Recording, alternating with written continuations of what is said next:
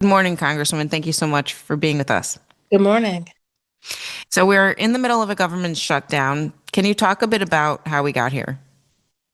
Yes, I would say we got here because from day one, Republicans who control the White House, the House, and the Senate made clear that they didn't want or need to work with Democrats to do anything to meet the needs of the American people, um, and have pushed partisan budget bills down our throats that harm veterans, seniors, children since March. They doubled down on that with gutting Medicaid and SNAP benefits in their big, ugly bill, and now want to extend that funding for another 7 weeks so that they can then work on funding bills that make even further cuts while they ignore a looming healthcare crisis that they created by their cuts to Medicaid and their failure to extend the extended tax credits and the enhanced tax credits for the ACA. So here we are. I was trying to unpack this and explain it to the folks who are listening this morning. And one of the things that you said that I think is really important is that Republicans have the majority. So they have the majority in the House, they have the majority in the Senate. And technically, they could just open the government right now if they wanted to do that. But what they are trying to do is play this cynical game where Mhm. they're pretending that it's really the Democrats that are refusing to vote to reopen the government when they could do it in the Senate. They can technically do it in the Senate. They have to overcome a filibuster, but since they're in charge, they could change the rules and they could do it themselves. Talk a bit about why they are pretending as if they don't have as much power as they do. Because, and you put your finger on it, because cynically, they prefer to play political games. You know, Donald Trump has said from the beginning, if there was a shutdown, that Democrats would be blamed for it. And I think that he believes that. And I think that Senator Thune is falling into that trap. But we're not in control of anything. And to the extent they think they need Democratic votes, they should come to the table and negotiate in good faith with Democrats. And they have not done that at all this year. Yeah. The last time we had a negotiated bipartisan budget deal was in December when we passed a CR at that point that then President elect Trump approved. So we could, if you just want a 7 week stopgap to allow negotiations to continue, which is what they claim, then you could extend the December CR. But that's not what they want to do. They want to force Democrats to buy in to the blank check that they've given Russell Vought and Doge and the Trump administration to completely ignore congressional authority. They want us to buy in to their big ugly law and the draconian cuts to Medicaid and SNAP. And they, more importantly, I mean, all of it is important, but we have a healthcare crisis pending. The the Affordable Care Act open enrollment starts November 1st. People are starting to get notifications of their premiums going up, in some cases, 100%, all because Republicans refuse to extend the enhanced tax credits under the ACA. And as a result, uh, millions of Americans will find themselves unable to afford health insurance. And that's why between the budget cuts in the big ugly law and this expiration, the Congressional Budget Office says, 15 million people could lose their health insurance, which would devastate our healthcare system. Isn't it basically an admission by them that they want Democratic votes because they know that the impact of these draconian Medicaid and ACA subsidies Medicaid cuts and the expiration of the ACA subsidies is unpopular? Absolutely. And as a matter of fact, Senator Thune has acknowledged that they need to address it. He just says, well, just not right now. Well, when? Okay. Again, they they say, well, the credits don't expire until December. Open enrollment starts November 1st. Right. Insurance companies are sending premium notices now. Now is the time to act. Talk a bit about the impact of this shutdown on the folks in your district, because Virginia, obviously, there's a lot of federal government employees, a lot of federal government workers, and the White House and administration are threatening to lay off more federal workers during the shutdown. I think it's important to note they've already decimated the federal workforce before the shutdown even began.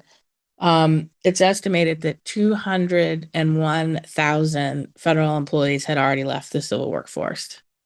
And it's the agencies that Trump doesn't like the Department of Education, HUD, that have had the highest percentages. Um, and then those that took the deferred separations plan, they came off a payroll at midnight Wednesday morning already. And so they have proven whether the government is open or closed, they're going to do whatever they want to decimate the federal workforce. They were already planning to do this. Um, and it is going to hurt Virginia. We have the second highest number of federal employees. And those federal employees are saying they want somebody to fight for them, which is what we are doing. And we, I'm doing everything that I can to provide resources to them to make sure that they get the ones that are furloughed, uh, while our federal workers get back pay. They won't be paid during this shutdown, even when they're forced to work. But by law, they have to get back pay, but they're going to have to take out loans or rely on credit cards. And, I'm co sponsoring legislation that'll make sure that any of that interest or fees or anything like that, they get paid back because they're the ones that are hurt the most. But also, people who rely on their services are going to feel an impact if this shutdown goes much longer.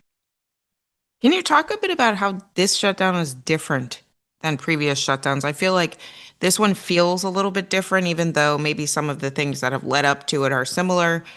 But, having the administration threaten laying off and firing Democrats feels different than Well, the not one we had in 2019. well, not only that. Yesterday, Vought canceled funding for Democratic states, uh, so-called blue states. He canceled a lot of clean energy and transportation infrastructure projects. This is different because just like this administration is different, the Trump administration is using every tool in its toolbox to punish or prosecute or go after Trump's political enemies, and he views Democrats as his political enemies. Mm. Whether you're James Comey or you are a Democratic state with a Democratic governor, he views you as an enemy. And so I think the unprecedented use of the full force of the executive branch for purely political gains or political retribution is unprecedented. Mm. But that is the Trump way.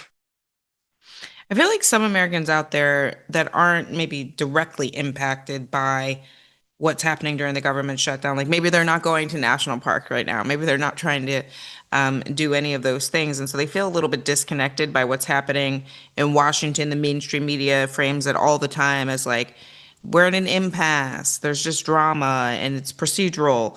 What do you say to those folks who feel disconnected about why they should care?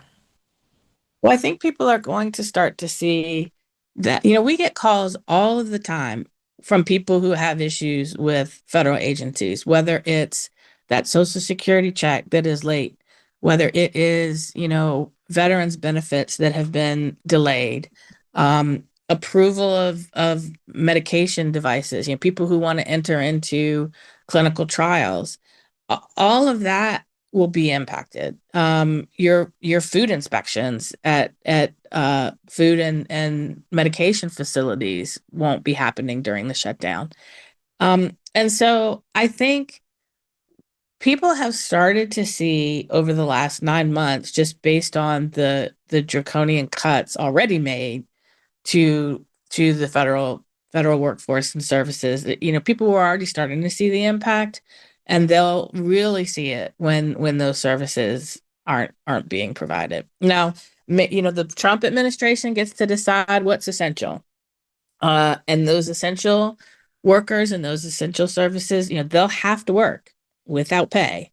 And some things will continue. The Social Security check will still go out, but if you need to make changes or you need to talk to somebody about it, it's going to be harder to do that. Your Medicaid check will still go out, but if you lose your Medicaid card, you got to wait until the shutdown ends to get a new one. So I think people are going to see an impact, and particularly those communities that have a lot of federal workers are going to see an impact.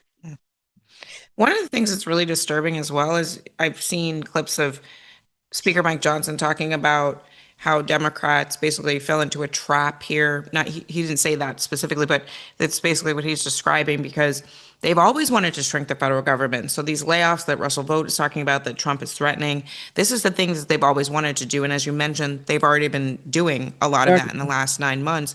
Talk a bit about how your messaging to the American public and to your constituents about the fact that Republicans are, yes, they're trying to dismantle our institutions and, in my opinion, destroy the democracy, but they act like there is no consequence for the American public, that it's just, their ideological beliefs that the government should be smaller. Like, I feel like people are missing that they're actually doing damage as Yeah. opposed to making the government run more efficiently, for example. So all of these federal agencies, programs were created to solve a problem or to help people. So, for example, you have the Department of Education that has lost 42% of its workforce before the shutdown. What divisions were closed? The one that enforces the civil rights of our students, particularly students with disabilities. The department that makes sure that state and local governments who had proven they were either unwilling or unable to ensure that students with disabilities were able to get a good education and then enforce those students' rights, that office is basically gone. That is one example. And then you go through programs at the Department of Energy that are designed to help people make their homes more energy efficient so that they are paying less on their energy bills are basically gone. Agencies at the Department of Health that were working to address substance abuse issues, um, and mental health issues are basically gutted. And then you saw Doge just come in with no understanding of what employees did and firing them solely because they had been in the job that they had for less than a year. So, as Elon Musk joked about, he accidentally fired the people that prevent Ebola. I think it's, again, these agencies, these programs were not just created out of thin air for the heck of it. They were created to solve problems or help people solve problems in their lives, in their day-to-day lives, or to fill gaps that our state and local governments were unwilling or unable to fill. Congresswoman Jennifer McClellan, representative for Virginia's 4th District, thank you so much for being back with us and helping us